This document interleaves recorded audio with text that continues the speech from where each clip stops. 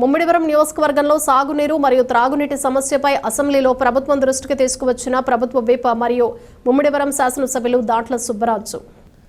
ముమ్మిడివరం నియోజకవర్గంలో రైతులకు సాగునీరు పూర్తి స్థాయిలో అందటం లేదని, సిమారు భూములకు సాగునీరు అందక రైతులు తీవ్ర ఇబ్బందులు ఎదుర్కొంటున్నారని, దీన్ని ముఖ్య కారణం గత ప్రభుత్వ హయాంలో కాలువలు మరియు డ్రైన్స్ పూడికతీతలు తీయటం పూర్తిగా విస్మరించిన కారణంగా ఈ సమస్య వచ్చిందని, సాగునీటి సంఘాల ద్వారా నీరు అందేలా చేస్తున్నామని, వచ్చే క్లోజర్ నాటికి కాలువలు మరియు డ్రైన్లు పనులు పూర్తి చేయాలని, అదేవిధంగా కాలువలపై ఆధారపడిన ఆర్డబ్ల్యూఎస్ తాగునీటి పథకాలకు కూడా ఇబ్బంది కలుగుతోందని, సమస్యపై స్పందించే రైతులకు మరియు ప్రజలకు న్యాయం చేయాలని అసెంబ్లీ సమావేశంలో ప్రభుత్వం దృష్టికి తీసుకువచ్చిన ప్రభుత్వ విప్ మరియు ముమ్మిడివరం శాసనసభ్యులు దాంట్ల సుబ్బరాజు. మరి వచ్చే క్లోజర్లో అయినా ఈ కాలంలో పూడితీత కానీ మరి డ్రైన్లు కానీ పూడితీత తీయకపోతే రైతులు తీవ్రమైన ఇబ్బందులు ఉన్నారు.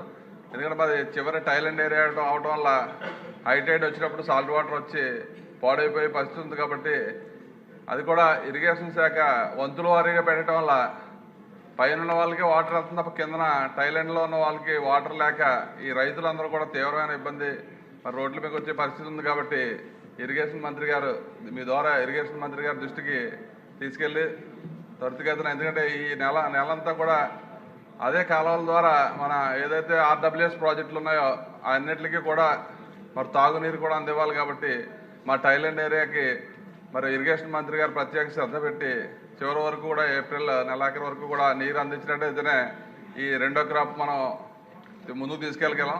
అదేవిధంగా ఈ వాటర్ స్కీమ్స్ అన్ని ఆర్డబ్ల్యూ స్కీమ్స్ అన్ని కూడా ఫిల్ చేయాలి. కాబట్టి ఎట్టి పరిస్థితుల్లో సభ ద్వారా మంత్రి గారి దృష్టికి తీసుకెళ్ళి మా టైలెండ్ ఏరియాని అంతా కూడా రైతులందరినీ కూడా కాపాడాలని చెప్పి ఈ సభాముఖంగా మీకు విన్నవించుకుంటున్నాను. అధ్యక్ష వనమాడి వెంకటేశ్వరరావు.